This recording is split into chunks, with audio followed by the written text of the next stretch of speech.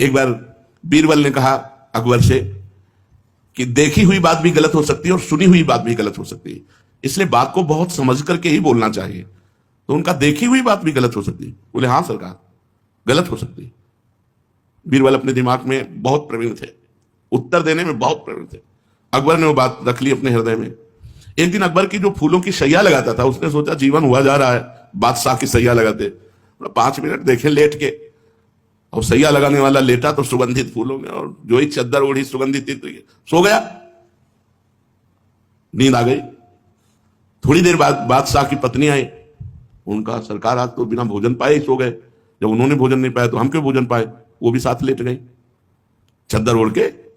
अब थोड़ी देर बाद बादशाह आए। उन्होंने कहा मेरी सैया में मेरी पत्नी और कोई पुरुष, तलवार निकाली। फिर बीरबल की बात याद आ गई, बुलाया और कहा कहते थे देखी हुई बात भी गलत होती, मैं देख रहा हूं मेरी पत्नी गलत है, किसी पर पुरुष के साथ सो रही। उनका इसमें भी गलत हो सकता है। तो क्या आप संशय है, मैं अभी दोनों को काटता हूं।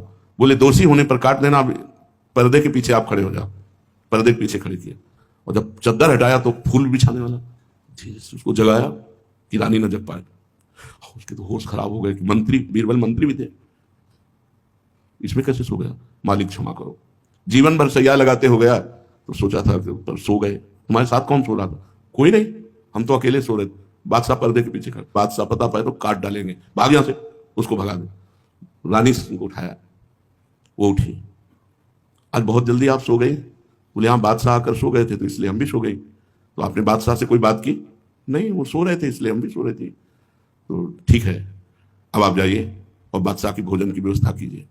उठ के बुलाया अकबर को। बोले इन दोनों में आप दोनों का वध करने के लिए तैयार थे, ये दोनों निर्दोष थे, देखी हुई बात भी झूठी है, दिखाई दे रहा है लेकिन झूठी है। ऐसे ही हम किसी के विषय की निंदा, जैसे हम किसी को देखते हैं तो दृश्य कुछ और हो सकता है और भाव कुछ और हो सकता है, तो हम किसी की निंदा ना करें और ना किसी की निंदा सुने। देखा हुआ दृश्य भी झूठा हो सकता है, सुनी हुई बात भी झूठी हो सकती है, और हमको सब में भगवान देखना है, हम भक्ति के मार्ग में चले, तो हम दूसरे की निंदा क्यों सुने। दूसरे की निंदा सुनना, दूसरे की निंदा करना, ये हमारे लिए बहुत बड़ा घातक होगा परमार्थ में। और लोग बड़े मनोरंजन से सुनते, अच्छा ऐसा हो, तुरंत रोक देना चाहिए। हमसे ये बातें मत करो, यदि प्रभु की चर्चा करनी तो करो, नहीं जो जैसा कर रहा है तेरे भावे जो करे, भलो बुरो संसार, नारायण तू बैठ के अपनो भवन बुहार।